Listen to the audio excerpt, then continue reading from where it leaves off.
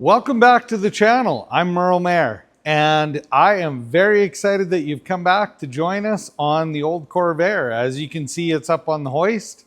We've done the exhaust system, but now the thing that needs to happen is we're going to fuel inject this.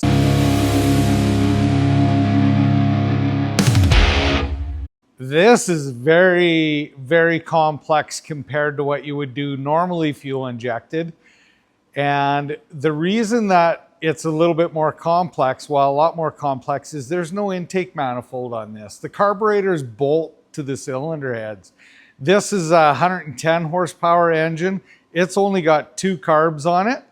And we need to get injectors in. So the cool thing about this is we're doing sequential fuel injection. So we need a crank trigger, we need a cam trigger, we need to build the intake. It's an air-cooled engine. We're probably going to be doing water injection on it. Well, we should be doing it because they run richer. And we'll talk more about that. But it's enough jibber jabber. Let's get at her.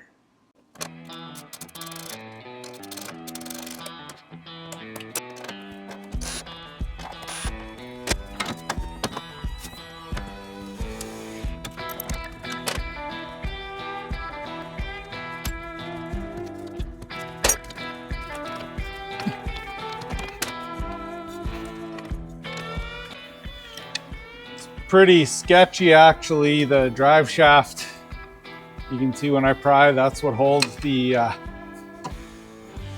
back wheel in at the top. So I think it's a little sketchy on a Corvair, that part. I think they have a bad rap, but I think that part I don't like.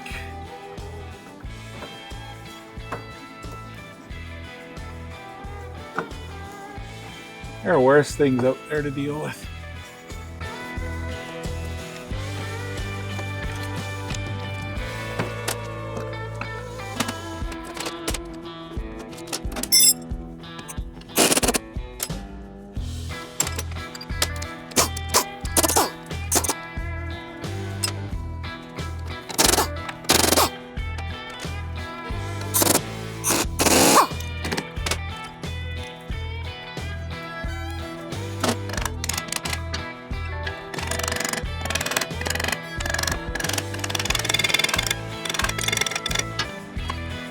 Surprise, surprise, this was actually done.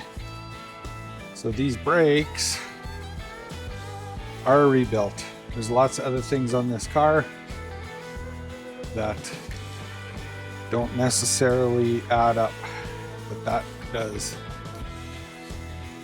They were never adjusted up, but they're done.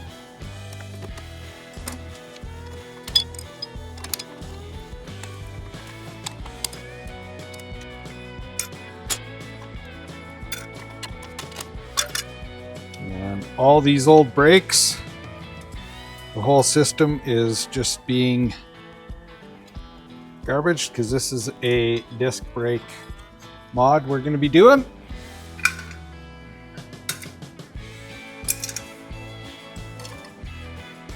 We'll be doing that one after.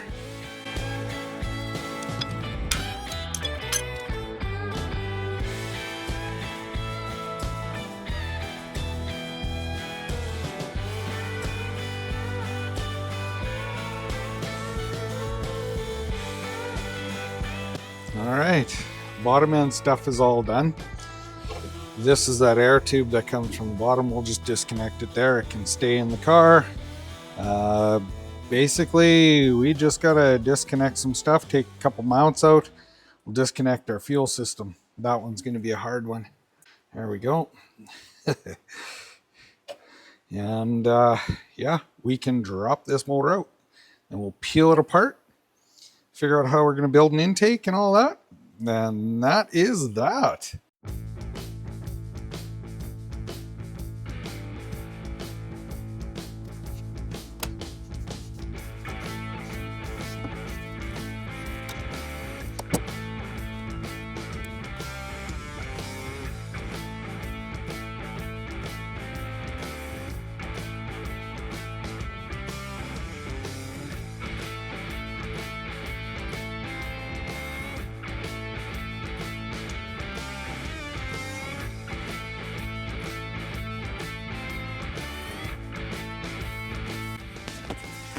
a few bolts on the bottom, and this will be out.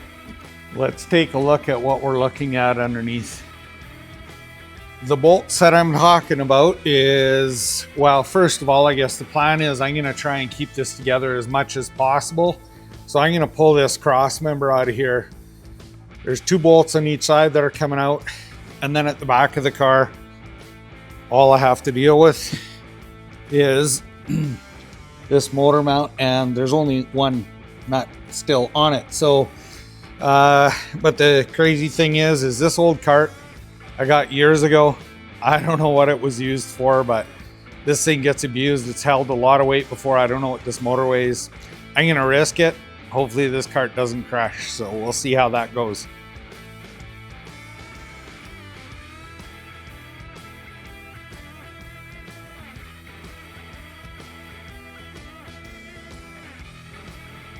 Well, it's out, and I've never had a Corvair engine out before. And you know what? I'm not scared of that at all. I've got a lot of experience working on vehicles, and that brings me back to the whole point of me doing this Corvair series. Yeah, I think it's really cool. I love what I do. This is just awesome to me. I'm so excited about it, but there are some things in this rebuild that I'm doing, and I need to lean on people that are more professional than me.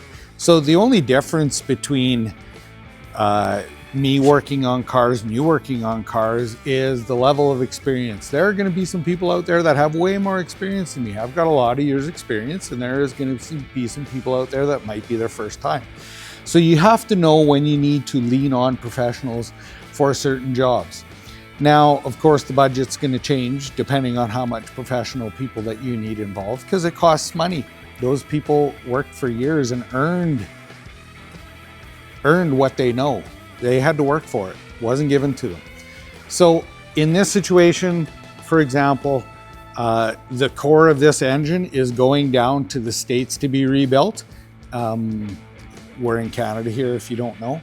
But I talked to local people about this Corvair motor, and I also reached out to people down in southern states, and we'll be going more on that topic at a later date. But they asked some certain questions that were very important to me. I was able to filter it out. So filter out some important stuff that they said, and I wanted to make sure that, you know, I was going to the right people to deal with this. So the engine itself, the core of this thing, is being rebuilt, not by me. Could I do it? I don't have the tools to do it. It wouldn't be worth it for the customer to pay me to learn how to do certain things on this motor, so I'm not doing it.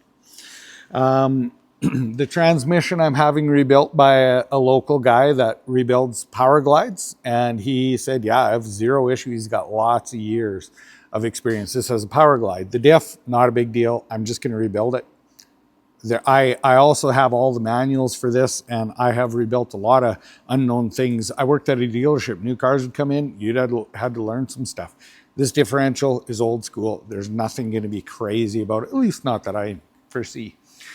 Anyways, the whole point of this is I want to give information on this job and however, but I also, the more important thing is I want to motivate. This whole series is to motivate people to actually get out there and do it. I have the experience where I don't have to look up a whole bunch of stuff about fuel injecting this. I've done it a lot. I know how to build intakes, exhaust, fuel injection. I tune, I have a dyno. There's no qualms about this thing. It's a little bit different because it's an air-cooled deal, but I'm not worried about it.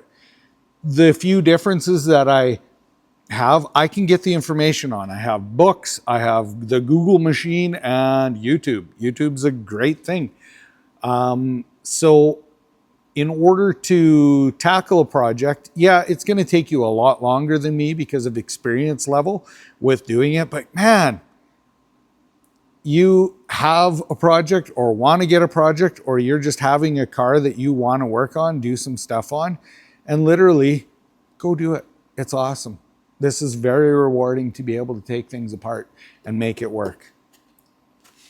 So there's a firing order printed on here. I don't know the rotation of the engine. I do know where the cylinders are. So this is 1, this is 4, this is 5. Okay?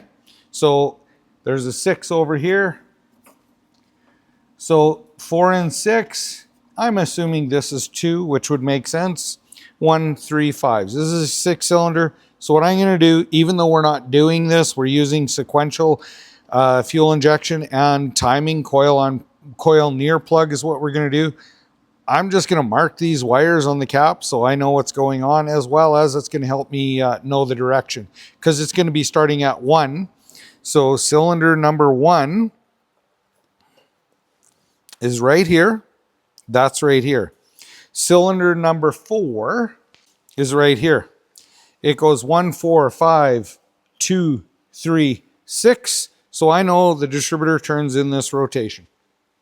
Fair enough. Just simple things like that. Before you take it apart, look at it.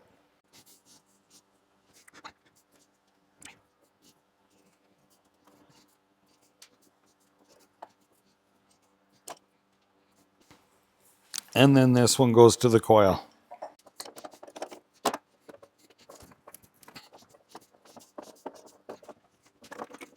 So this engine was supposed to have been rebuilt. Looks pretty dirty down there, and there are different spark plugs in it.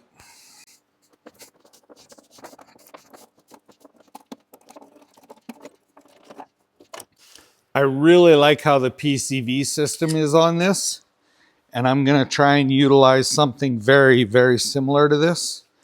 It will be a little bit different because of the layout, how things are going, but I want these reference pictures.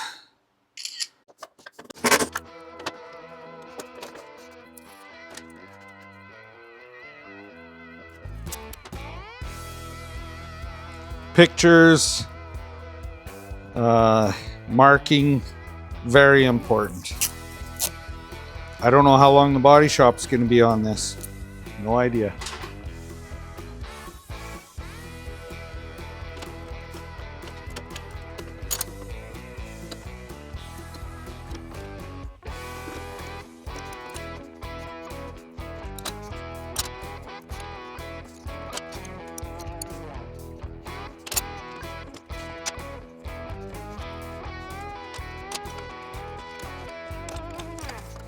I looked at the belt. It should be pretty straightforward. I see an adjustment thing here. Doesn't make sense to me with how this is. I thought maybe it's a deflector. So I'm like, what in the world? I've never adjusted a belt on a Corvair. I went to the manual. Well, someone has assembled this incorrectly. This is actually upside down. All the procedures to adjust the belt are very, very straightforward. You can't see that the adjuster is on the back here because of how this is assembled until you get down and look at it. So simple point saying, whoever adjusted this or rebuilt this motor put it together wrong. What did the book do and the information that's available do? Show you how to do it.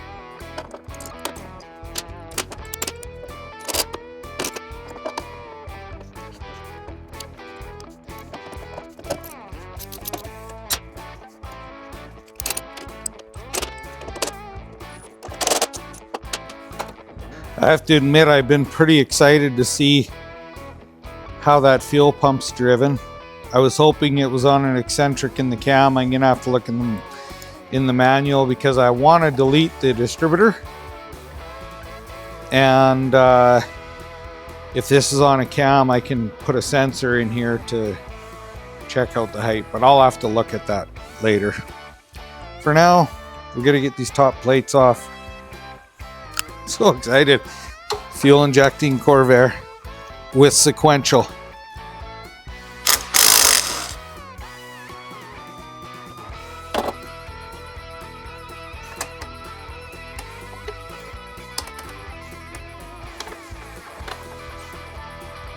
Yeah, it appears that it's cam driven. It's exciting. I can probably put a sensor in there. Make a piece up for it.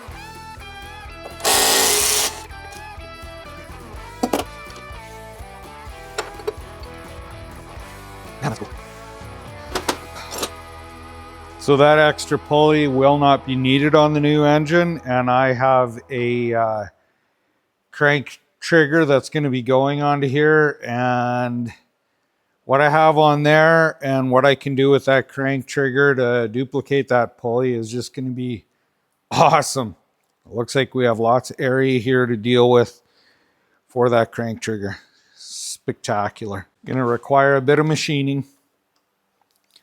I'm game.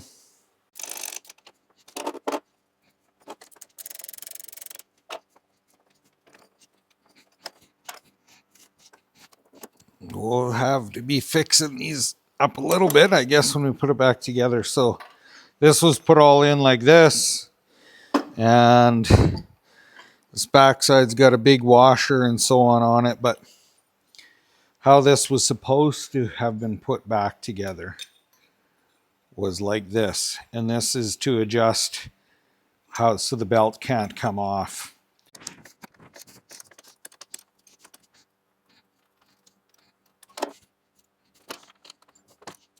So when you pull a distributor out, a lot of vehicles, this gear is driven off the camshaft, and this actually, the camshaft drives the oil pump in an engine. And so that is standard to this. Now, my hope is that I can either machine a new top part or use this top part, cut this off, cut the shaft off so that we don't lose. There's not much play in this, which is perfect, but we don't want to lose.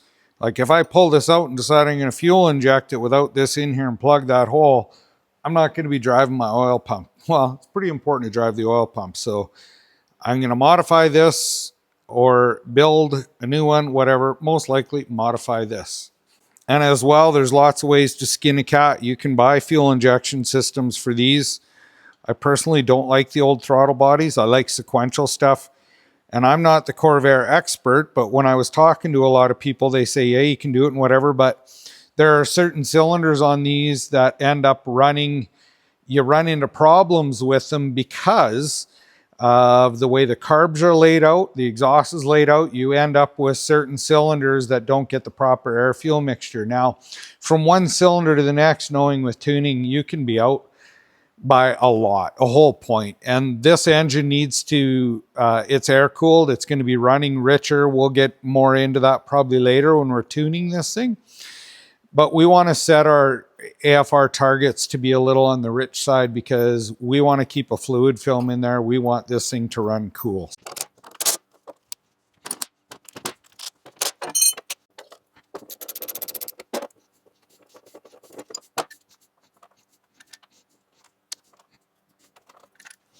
So right now all I'm looking for is clearance to get the covers off, the carbs off, and then we can go. So this is the choke. What they are is they'll be a little bimetallic coils. And what that means, a bimetallic coil, so there's choke on both, but a bimetallic coil is two different metals that are fused together and they expand and contract at a different rate. So the coil, as it heats up, it either tightens the spring up or loosens it off depending on temperature. And that's what temperature, choke is temperature related. So we'll look at that when we get that apart.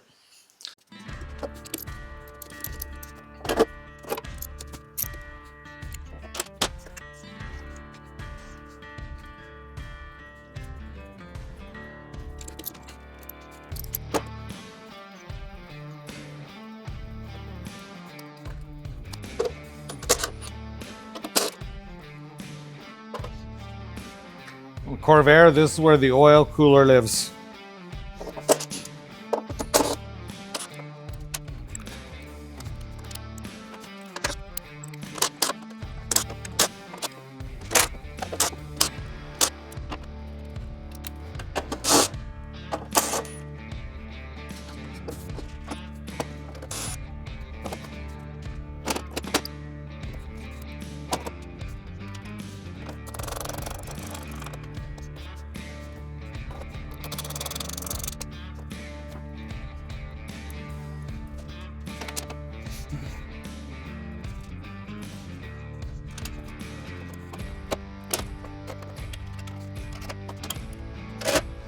Interesting, cool, so sweet. Beautiful. Just beautiful. What a cool. No wonder people use these in airplanes. This is so cool.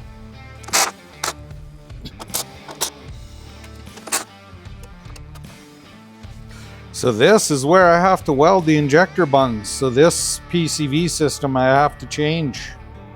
I have to change it, but that's not a big deal. Not at all, actually, because the tubing that goes onto here is gonna have the PCV. It's still below the throttle plate, so the vacuum will be high, it'll be fine. Because we have to make some bases that fit on here. Oh, this is so cool. Beautiful, beautiful.